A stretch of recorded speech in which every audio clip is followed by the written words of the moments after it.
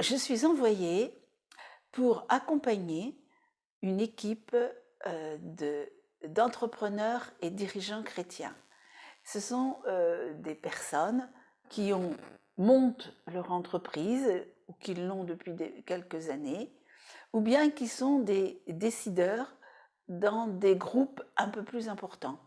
Ils viennent aux EDC parce qu'ils veulent faire le lien entre leur vie de dirigeant et leur vie chrétienne. Une des particularités de ces personnes, de ces décideurs, c'est qu'ils sont très seuls. Quand ils prennent une décision ou quand il faut rechercher une nouvelle direction à leur entreprise, ou bien s'ils ont une opération de rachat de leur entreprise. Donc il faut qu'ils aient un lieu de réfléchir entre pairs. C'est ce qu'ils cherchent aux EDC, d'être entre pairs pour pouvoir partager et se questionner sur ce qui fait leurs préoccupations de tous les jours. On a à peu près 2 heures, 2 heures et demie de réunion, hein, avec des temps bien spécifiques. Hein. Nous, on a un temps convivial pendant le temps duquel on mange rapidement, hein, et on se donne les nouvelles de l'entreprise. Ensuite, il y a ce qu'on appelle un tour de table qui est sur une question dont l'un ou l'autre peuvent être porteurs. Et donc, on s'écoute sur leurs questions à ce niveau-là. Et puis, un troisième temps qui est le travail du thème. Alors, ceux qui préparent, donnent des textes à lire ou à réfléchir. Et puis, il y a des questions après pour comment ça peut être mis en pratique dans chacune des entreprises. Et puis, on termine toujours par ce que nous, on appelle le recueil des pépites. Parce que, théoriquement, une réunion devrait donner jour à un compte-rendu sur la thématique étudiée. On a mis en place plutôt une relecture de qu'est-ce que j'ai appris ou j'ai découvert au cours de cette réunion et que je veux garder comme une pépite, un fruit à mettre en œuvre dans le mois qui vient, dans ma réunion.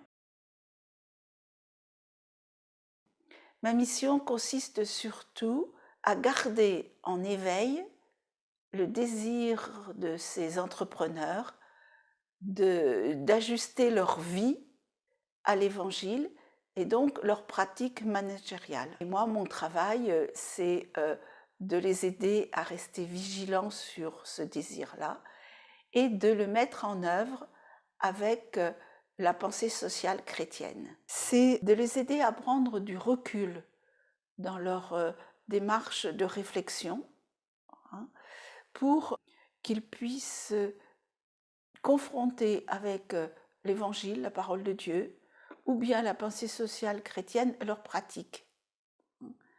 Et donc, on a aussi un travail, quand c'est nécessaire, de les aiguiller vers des textes pertinents pour leur réflexion. Nous travaillons aussi à leur proposer des temps spirituels. Alors c'est un peu compliqué parfois pour eux de se libérer, mais quand même. Et puis de les soutenir dans leur expression de la prière lors des réunions.